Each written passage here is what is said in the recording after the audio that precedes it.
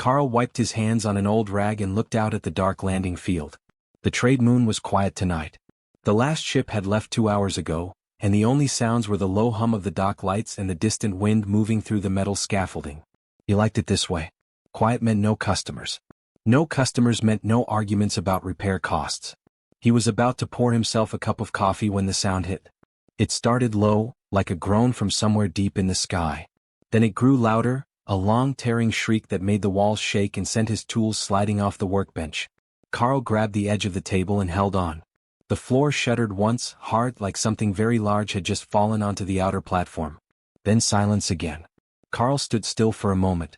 He looked at his coffee. He looked at the door. Then he picked up his work light, pulled on his jacket and walked out into the dark. He found the ship at the far end of the landing field. It had come down hard and wrong. One wing was completely gone, snapped off somewhere in the fall. The hull had cracked open along the left side like an old egg, and dark smoke was rising from the engine block in slow, heavy coils. The landing struts had buckled on impact, so the whole vessel sat tilted to one side, groaning softly as the metal cooled. Carl walked around it slowly, sweeping his light across the damage. It was a refugee hauler. He had seen the type before. Old ships, built cheap, used by displaced colonies moving from one dead world to the next. This one had taken a beating long before it hit the ground. The hull was already patched in a dozen places, and the engine casing had burn marks that had nothing to do with the crash. He called out. His voice echoed off the metal and came back empty. He found the emergency latch on the side hatch, the standard release that every hauler had by regulation, and pulled it. The hatch groaned, resisted, then swung open with a sound like a tired sigh. Warm air rushed out, carrying smoke and something else underneath it. Something animal and alive. Carl climbed in. The inside of the ship was dark except for a few blinking emergency lights along the floor. Wires hung loose from the ceiling. Cargo containers had broken free from their straps and lay scattered across the hold. He moved his light slowly through the wreckage, stepping carefully, watching where he put his feet. He almost missed them. They were in the far back corner, pressed together behind a collapsed cargo shelf. 6 of them. Small and scaled, with long necks and folded wings tucked tight against their sides. Dragon hatchlings. Young ones no bigger than large dogs, with thin bodies and ribs that showed too clearly under their scales. Their eyes caught the light and reflected it back in faint gold rings, 6 pairs of them, wide and unblinking and very, very frightened. Carl stopped moving. He stood there for a long moment just looking at them. They looked back at him. None of them made a sound. They were too scared even for that. He could see how thin they were. Their scales, which should have been bright and smooth in a healthy young hatchling, were dull and slightly sunken. Their movements were slow when they shifted against each other, the kind of slow that came from too many days without enough food. There were no adults anywhere in the ship. No crew. No parents. Just the 6 little ones hiding in the back of a broken ship in the middle of nowhere. Carl exhaled through his nose. He looked back at the open hatch. He thought about the authority channels he was supposed to contact when a vessel came down on the dock. He thought about the forms, the waiting, the days it would take before anyone official showed up. He thought about how thin their ribs looked. Then he turned around and climbed back out of the ship. He crossed the landing field at a jog, went into his workshop, and opened the storage cabinet where he kept his supplies. He had 2 packs of dried protein rations, half a container of grain meal, and a bag of preserved fish he had been saving for himself. He gathered all of it without spending too much time thinking about it. He filled a large water container from the tap. He grabbed a second light. When he climbed back into the ship, the hatchlings had not moved. They were still pressed into the corner, still watching him with those wide gold eyes. Carl sat down on the floor a few feet away from them. He did not move quickly. He did not speak loudly. He just opened one of the ration packs and set it on the floor between them, then slid it forward slowly and pulled his hand back. Nothing happened for a long time. Then the boldest one moved. She was slightly smaller than the others, with a faint reddish tint to her dark scales. She stretched her neck forward, sniffed at the ration pack, pulled back, then stretched forward again. Her eyes stayed on Carl the whole time. She took the food. The others followed after that, slowly, carefully, the way frightened things do when they are hungry enough to be brave. Carl opened the second pack and the third, setting them out one at a time, making sure each hatchling had enough to reach. He filled a shallow tray with water and pushed it gently across the floor. He sat with them through the night. He did not sleep. He just watched over them in the dim light of the broken ship while the wind moved outside and the dock stayed quiet. He did not ask himself why he stayed. He already knew. It was simply what needed to be done. The first call Carl made the morning after the crash was to the regional authority office. He explained the situation clearly. A refugee hollered down on his dock. 6 hatchlings inside. No adults. No identification papers on the vessel. He asked what he should do. The woman on the other end of the line put him on hold for 11 minutes. When she came back, she told him that unregistered Dracari hatchlings without documentation fell outside their jurisdiction. She gave him a different number to call. He called that number. A man told him the case needed to be filed through the Imperial Refugee Channel, which was currently backed up by several months. He should submit a form and wait. Carl asked what the hatchlings were supposed to eat while he waited. The man said he was not able to advise on that. Carl put the phone down and stood in his workshop for a moment. Then he looked over at the corner where he had moved the hatchlings the night before, after the ship had started smelling too strongly of burned wiring to be safe. They were piled together on a bed of old canvas sheets he had folded into a rough nest. 5 of them were asleep. The small reddish one was watching him. Carl nodded at her like she had asked a question. Then he went to work. He took on every extra job the dock brought in that week. Engine overhauls, hull patches, calibration checks on navigation systems he had never worked on before. He stayed late and started early and ate smaller meals himself without making a decision about it. It just happened that way. The money he saved went to food. He learned quickly that hatchlings ate more than he expected, and that they had preferences. They did not like the dried protein rations much after the first few days. They liked fresh meat when he could afford it, and a grain mash he figured out by trial and error after watching which bowls they finished and which ones they pushed away. The workshop changed. He built a low wooden partition in the back corner to give them a separated space with walls on 3 sides, which seemed to make them feel safer. He brought in an old heat lamp from storage and hung it above the nest at the right height to keep the temperature warm without being too hot. He put down rubber matting on the floor so the cold metal would not bother them at night. 5 of the hatchlings settled into a pattern. They slept long hours, ate when food appeared, and watched Carl from a cautious distance. They were getting healthier. Their scales were brightening slowly, and they moved with more energy than they had in the first days. But they stayed in their corner. They were still afraid of open spaces and loud sounds, and Carl was careful around them, moving slowly, keeping his voice low, never reaching toward them unless they reached toward him first. The small reddish one was different. By the end of the first week she had stopped staying in the corner during the day. She would creep out while Carl worked and sit a few feet behind him, watching what he did with her head tilted slightly to one side. If he moved to a different part of the workshop she followed, always at a distance at first, then closer as the days passed. He started calling her Ember. Not officially, not as any kind of claim. It just suited her. There was something warm and persistent about her, the way a coal stays hot long after the fire around it has gone out. By the second week she was sitting next to him while he worked. By the third week she was sitting on his foot. Carl pretended not to notice. He kept working, kept his movement steady, and let her do what she wanted. But privately he thought she was the most stubborn small creature he had ever encountered, and he had once spent 3 weeks repairing an engine that a previous mechanic had put together completely wrong. She was curious about everything. She watched his hands when he used tools, following the motion with her eyes like she was studying it. She sniffed every new object he brought into the workshop. She discovered that the drain cover in the corner made a satisfying sound when she tapped it with her claw, and she tapped it many times until Carl looked at her, at which point she stopped and looked away as if she had not been doing anything. The other 5 watched Ember the way younger siblings watch an older one who is doing something risky. Cautious interest. Slow curiosity.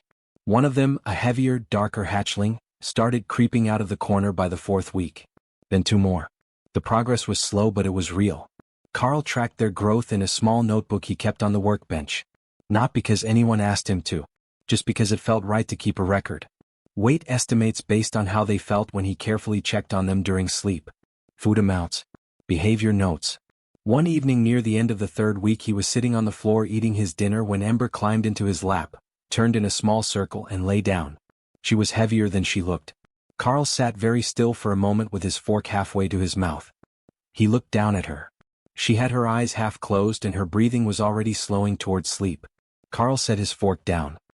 He leaned back against the workbench and let her sleep. Outside the dock lights hummed.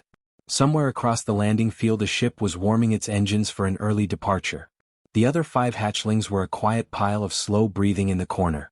Carl looked at the ceiling and thought about the backlogged refugee form sitting in some office somewhere. He thought he would probably be waiting a while. He found he did not mind as much as he expected. The message came on a Tuesday morning, while Carl was under the belly of a cargo hauler replacing a fuel line. His communicator buzzed on the workbench. He ignored it the first time. It buzzed again.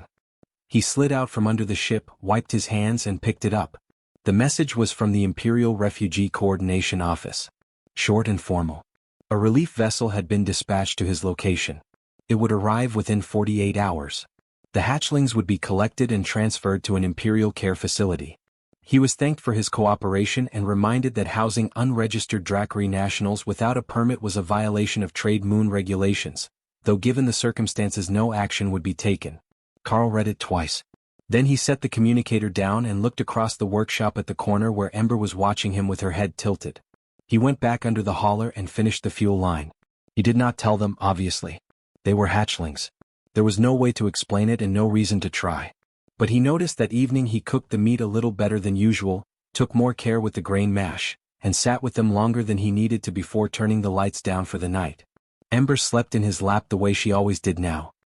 He sat with his back against the workbench and looked at the ceiling and did not think about very much. The relief ship arrived the following afternoon. It was a proper Imperial vessel, clean and white with the Dracari seal on the hull, nothing like the broken hauler that had brought the hatchlings here. Two officials came down the ramp in gray uniforms, carrying documents on flat data boards. They were polite. Professional. They checked the hatchlings over quickly and efficiently, recording weights and health markers, scanning each one with a small medical device.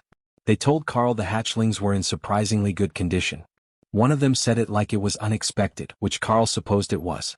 The transfer did not take long. A proper transport crate was brought out, large and padded on the inside, with ventilation and a built-in heat source. The officials began moving the hatchlings one at a time. 5 of them went without too much trouble. They were nervous, pulling back and making low sounds when the strangers reached for them, but they did not fight. They pressed together in the crate and watched through the mesh with wide eyes. Ember was different. She backed into the corner when the official approached her. Her wings came up slightly and she made a sound Carl had never heard from her before, low and sharp, not quite a growl but close to one. The official paused and looked at Carl. Carl crouched down at the entrance to the partition. He kept his voice the way he always kept it around her. Oh, steady. He did not say anything meaningful. He just talked. Told her the food at the new place would probably be better than his grain mash. Told her the heat lamp he had rigged up was honestly a bit uneven and the professionals would do it properly. Told her she had been very brave for a very long time and she could keep being brave a little longer. Ember looked at him for a long moment. Then she walked forward slowly and let the official guide her into the crate. Carl stood up and stepped back. The officials thanked him again, gathered their documents and wheeled the crate up the ramp. Carl walked out onto the dock and stood in the open air. The afternoon was gray and cool, a thin wind moving across the landing field. He put his hands in his jacket pockets and watched the ramp close. He told himself it was the right thing. He meant it. An Imperial care facility had trained staff and proper nutrition programs and the resources to prepare 6 young Dracari for whatever their lives would become. He was a mechanic on a trade moon. He had a toolkit and a heat lamp and a notebook full of feeding observations. There was no version of this where keeping them made sense. He meant all of that. He believed it completely. The ship's engines began to warm. The sound was deep and even, the sound of a well-maintained vessel, nothing like the dying shriek of the hauler that had brought them here. The landing struts lifted. The ship rose slowly the way big Imperial vessels did, with patience and weight. Carl watched it go. He was already turning back toward the workshop when he caught the movement. A small dark shape at one of the side windows, low down near the bottom of the glass. He stopped. Ember had her snout pressed against the window. Her breath made a small fog patch on the inside of the glass. She was looking directly at him with those wide gold eyes, and she did not look away as the ship climbed. He stood on the dock and she stayed at the glass and they watched each other until the ship was high enough that he could not make out the window anymore. Then it was just a white shape against the gray sky. Then it was gone. Carl stood on the dock for another moment after that. The landing field was empty and quiet. The wind moved through the scaffolding with a low, tuneless sound. He went back inside. The workshop felt different. He noticed it immediately but did not think about it too directly. He just noticed that the corner with the partition and the heat lamp and the rubber matting seemed very large for an empty space. He picked up his tools and found the next job on his list and got back to work. He left the heat lamp on that night. He told himself it was because turning it off could wait until tomorrow. He did not examine that thought too closely. 12 years was a long time. Carl's hair had gone gray at the sides and his knees hurt on cold mornings, and he had learned to keep a stool near the workbench so he could sit while doing calibration work that used to be fine standing up. The dock had changed too. New platforms had been added on the east side. The old fuel depot had been torn down and replaced with a proper service bay. 3 other mechanics worked the larger bays now, younger ones who called him sir and asked his opinion on engine problems they could not solve themselves. He still took the quiet jobs. The ones that came in after hours, the solo repairs, the small vessels that other mechanics waved off as not worth the time. Old habits. He liked the silence of late work. He liked having a problem in front of him that had a solution if he was patient enough to find it. The workshop in the back was still his. The partition was long gone. The heat lamp had finally broken years ago and he had never replaced it. But the rubber matting was still on the floor in the corner, worn smooth and dark with age, and he had never pulled it up. He told himself it was because the floor underneath was probably worse by now. He did not examine that too closely. Life had a shape to it that he understood. Quiet mornings. Long work days. The occasional difficult customer. Simple food in the evenings. He did not call it lonely. He called it steady. He was replacing a cracked coolant coupling on a small trade vessel when he heard it. Not the sound of a normal arrival. The dock had its regular rhythms and Carl knew all of them without thinking, the way you know the sounds of a place you have lived in for years. This was different. The pitch of the engines was wrong for a trade ship. Too clean. Too even. Too powerful for the size of the vessel making it. He slid out from under the ship and stood up slowly. Through the open workshop door he could see the landing field. A ship had come down on the main platform. White hull. Dark markings along the side. The Dracari Imperial seal, unmistakable even from this distance, pressed in gold on the forward section. Not a relief vessel this time. Not a transport. The lines were sharper than that. Military.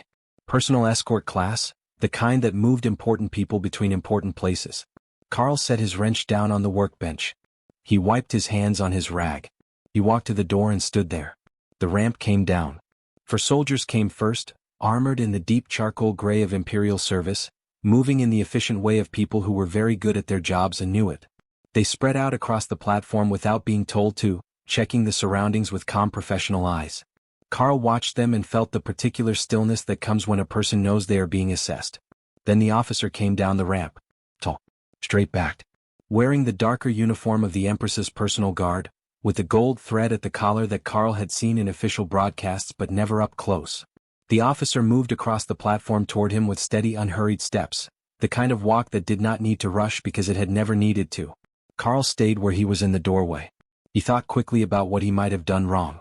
12 years was a long time and he had not always filed every piece of dock paperwork with perfect accuracy. There had been a few jobs he had taken without full registration. Small things. The kind of things a trade moon mechanic did because the alternative was turning away ships that needed help. The officer stopped in front of him. Up close the face was older than Carl expected, serious and weathered, with the calm eyes of someone who had seen a great deal and decided most of it was manageable. Carl opened his mouth to speak first. The officer spoke before he could. One word. A name. Ember. Carl closed his mouth. Something moved in his chest, small and sudden, the way a light flickers when the power shifts. The officer reached into the document case held under one arm and produced a flat sealed envelope. Imperial paper, heavy and cream-colored, with the Dracari seal pressed into dark wax on the front. The officer held it out and Carl took it without thinking, the automatic reflex of a man who had spent his life receiving work orders. He looked down at it. His name was on the front. His full name written in clean, careful script, with his dock location beneath it. Someone had taken the time to write it by hand. The officer spoke again. Quietly. Formally. The words were careful and precise, the language of official delivery. It was a summons. Not an arrest. Not an audit. An invitation to present himself at the Imperial Court within 30 days, transport provided, all costs covered, attendance requested personally by the Empress of the Dracari. Carl looked up from the envelope. He looked at the officer. He looked at the ship on the platform, white and gold in the afternoon light. He looked back at the officer. He asked the only question that felt necessary. He asked if she was well. The officer was quiet for a moment. Something shifted very slightly in those calm professional eyes, not quite a smile but close to one, the expression of someone who had been told something about this man and was now watching it be true. The officer said that the Empress was well. That she was strong and healthy and ruling with capability that had surprised many people who had underestimated her. Then the officer said quietly that she had been looking for him for a long time. Carl stood in his doorway holding the envelope. The afternoon light lay flat and gold across the landing field. The soldiers stood at their posts. The Imperial ship waited. He looked down at the seal on the envelope one more time. Then he went inside to find something clean to wear. The Imperial court was larger than anything Carl had ever stood inside. He had seen big spaces before. Cargo hangars. Dry dock chambers. The kind of enormous empty rooms that existed purely for the purpose of fitting very large things. But this was different. The ceiling rose so high above him that the light changed before it reached the top, going from warm gold at eye level to a soft distant blue far overhead. The floors were dark stone, polished smooth, and his boots made a sound with every step that the room returned to him from every direction at once. He walked behind a court escort, a young officer who had met him at the transport bay and said very little since. Carl kept his eyes forward and his hands still at his sides. He had worn the cleanest clothes he owned. He had combed his gray hair.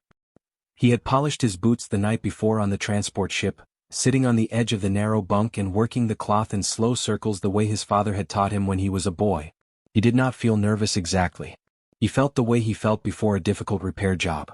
Focused, quiet inside, ready to pay attention. The escort stopped at a tall set of doors. 2 guards stood on either side, still and straight. The doors opened without anyone visibly touching them, swinging inward slowly and silently, and Carl walked through. The room beyond was smaller than the hall. Deliberately so, he understood immediately. This was not a throne room built for ceremony and crowds. It was a working room. A long table ran down the center, covered in maps and documents and data boards. Tall windows on one side letting gray afternoon light. Bookshelves lined the opposite wall, filled not with decorative volumes but with the kind of worn, marked, heavily used books that people actually read. There were 2 guards inside the door. An advisor standing to one side with a document board, watching Carl with careful neutral eyes. And at the far end of the table, standing with her back to him, looking out the tall windows at the city below, was the Empress. She was tall. Broader in the shoulder than he expected, with the kind of build that came from real physical training rather than ceremony. Her scales were deep reddish brown, darker than he remembered, richer, the color of old bronze in low light. There was a scar that ran from her left shoulder down past the edge of her collar, pale against the darker scales, the kind of mark that came from something serious and survived. She had not turned around yet. Carl stood still. He waited. He was good at waiting. Then she turned. And he knew. It was the eyes. Gold, wide set, with that particular angle to them that he had first seen in the light of a work lamp in the back of a broken ship on a cold night 12 years ago. Older now. Steadier. Carrying the weight of everything that 12 years of hard living and harder decisions put into a person's face. But the same. Ember. She looked at him for a long moment without speaking. Carl looked back at her. Neither of them moved. Then she said his name. Just that. Carl. The way she said it was quiet, without formality, without the careful official tone he had heard from everyone else in this building. It sounded like something she had held carefully for a long time and was only now setting down. Carl said her name back. The one he had given her. Ember. Something moved across her face. Not weakness. Not sentiment in the soft, easy way. Something deeper than that, the expression of a person who has carried a thing a long way and finally put it down in the right place. She told him to sit. They sat across from each other at the end of the long table. The advisor stepped quietly out of the room. The guard stayed but moved back. It became, in the way that powerful people can make things become, a private conversation. She told him what she remembered. Not everything, she said. The very early days were thin and fragmented, more feeling than clear memory. But she remembered the light of a work lamp in the dark. She remembered the smell of the food he had brought, the sound of his voice, low and steady, not trying to be comforting, just present. She remembered the feeling of being afraid and then, slowly, being less afraid. She remembered the window of the ship. She remembered pressing her snout against the glass and watching him get smaller on the dock below until she could not see him anymore. Carl listened. He did not interrupt. She told him that finding him had not been simple. Dock records from trade moons were incomplete. Staff rotations meant witnesses were hard to locate. She had put a quiet search in motion 6 years ago, through official channels that would not attract attention, and it had taken until 8 months ago to get a confirmed location. Carl thought about that. 6 years of quiet searching. He thought about a small reddish hatchling tapping a drain cover in his workshop and looking away when he noticed. Some things did not change. She told him she had not brought him here to repay a debt. She said that word carefully, debt, and then set it aside. She told him she had brought him here because she had spent 12 years becoming someone, and the person she had become knew exactly where the starting point was. A cold dock. A broken ship. A human mechanic who had no reason to help and helped anyway. She offered him no gold. No title. No formal rank. She offered him a room in the imperial residence. A place at her table. A standing invitation to remain for as long as he wished, as a member of her personal household, not as staff, not as a decoration, but as family. Carl was quiet for a moment. He looked at the table. He looked at her gold eyes watching him steadily across the maps and documents. He said he appreciated it. He said she had built something remarkable and he could see that clearly. Then he said, in the plain simple way he said most things, that back then he had just been doing what needed doing. Nothing more than that. The Empress looked at him. For just a moment the ruler fell away and something younger and simpler looked out through those gold eyes. Then she smiled. Small and real, the kind that could not be performed. She told him she remembered he always said that. Carl looked at her smile and felt something settle in his chest that had been slightly out of place for 12 years without him ever having a good word for it. He told her he supposed he could stay for a while. The Empress nodded once, the way someone nods when something that should have happened a long time ago has finally happened. Outside the tall windows the city moved through its afternoon, far below, indifferent and busy. Inside the room it was quiet and still. Carl looked around at the bookshelves, the maps, the worn documents, the life that this small reddish hatchling had built for herself in 12 hard years. He thought she had done remarkably well. He did not say it out loud. He did not need to. She already knew. And somehow, looking at him sitting there in his clean clothes with his polished boots and his calm steady eyes, she thought that he already knew she knew. That was enough. That had always been enough.